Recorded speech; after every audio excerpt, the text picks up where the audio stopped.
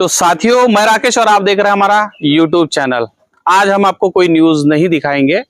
हम आज आपको वास्तविकता दिखाने के लिए हम यूपी में आए हुए हैं। जैसा कि आप जानते हैं, पूरे देश भरे में थंगलान फिल्म आने के बाद में एक खलबली मची हुई है।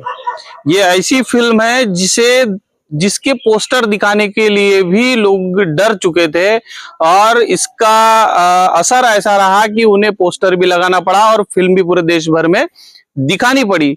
और जैसा कि आप जानते हैं कि इस फिल्म के माध्यम से इस देश का जो मूल निवासी इतिहास है, जो नागवंशी इतिहास है, वो लोगों तक पहुंचाने की कोशिश की गई।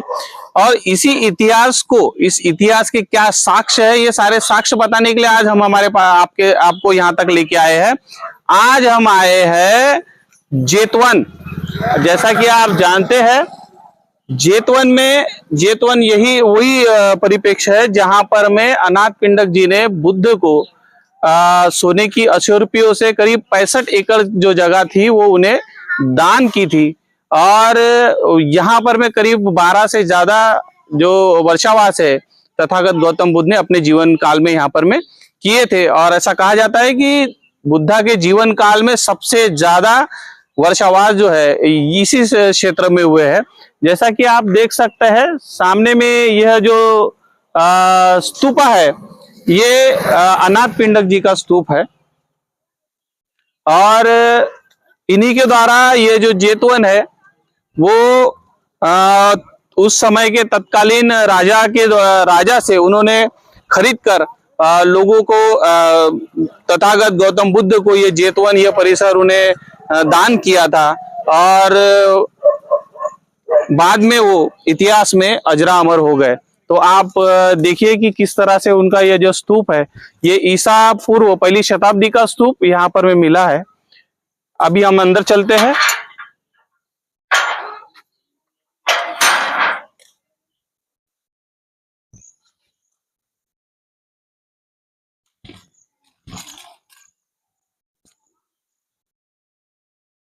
अनाथ पिंडक वही व्यक्ति है जिनका नाम सुदत्त सेठ था। वो उस समय के श्रेष्ठी थे और बुद्ध से वो इतना प्रभावित हुए कि उन्होंने जेतवन जो है सोने की मुद्राओं से आच्छादित कर, जितना भाग वो आच्छादित कर पाए उतना सारा भाग जो है जेतवन का बुद्ध को उन्होंने समर्पित किया। और यहाँ पर में ये कोसल महाजनपद की राजधानी श्रावस्ती 6ठी शताब्दी ईसा पूर्व में अत्यंत महत्वपूर्ण ये नगर था। और 1860 से अब तक श्रावस्ती में जो उत्खनन किया हुआ है उसमें से एक साक्ष्य हम यहाँ पर आपको दिखा रहे हैं। तो आप जैसा देख सकते हैं कि बुद्ध के जीवन में जो अनाथ पिंडक है, इनका नाम पूरे मान सम्मान और प्रतिष्ठा के साथ में लिया जाता है, जिनका स्तूप हम आपको यहाँ पर में दिखा रहे हैं। हमें दिखाने का मकसद यही है कि जिन बुद्धा के जीवन को थंगलान भूमि में दिखाया गया था, वो उन महान व्यक्ति का जो साक्ष्य है पूरे जमीन खोदने पर मिलता है। भारत की जमीन पर ये साक्ष्य मौजूद है। ये आपको हम यहाँ से दिखाना चाहते हैं। इसके बाद में भी और काफी सारे साक्ष्य मिलेंगे।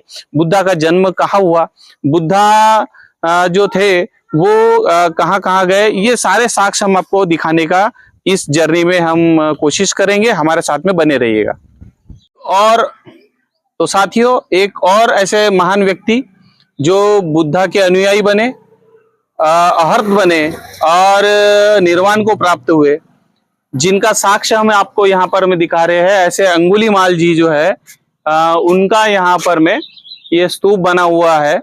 जैसा कि आप जानते हैं, कहानियों के द्वारा ऐसा कहा जाता था कि अंगुलीमाल जो है उन्होंने एक प्रण लिया था और 1000 लोगों की जो उंगली के जो अंगूठे हैं वो काटने का एक प्रण उनका लिया हुआ था। लेकिन लगभग जब उनका ये प्रण पूरा होते हुए आया तो उस समय में तथागत बुद्ध स्वतः उनके पास में गए और उन्होंने जो उनका जो ज्ञान था वो ज्ञान उनको देने की कोशिश की। उन्होंने बताया कि हे अंगुलीमाल, अगर तुम किसी चीज को खत्म करने के बाद में उसको फिर से पुनर्जीवित अगर नहीं कर सकते तो तुम्हें किसी के जीवन लेने का अधिकार किसने दिया?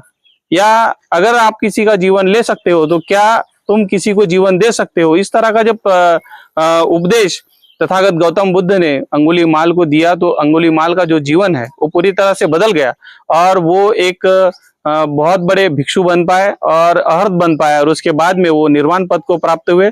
उसका भी जो साक्ष्य है ये जमीन फाड़ कर चिल्ला चिल्ला कर बताता है कि बुद्ध की जो विरासत है, बुद्ध का जो अस्तित्व है वो कहीं ना कहीं इस भारत भूमि में हर जगह पर देखने को मिलता है। तो इसके बाद में भी हम और भी जगहों पर जाएंगे, हमारे साथ में बने रहिए।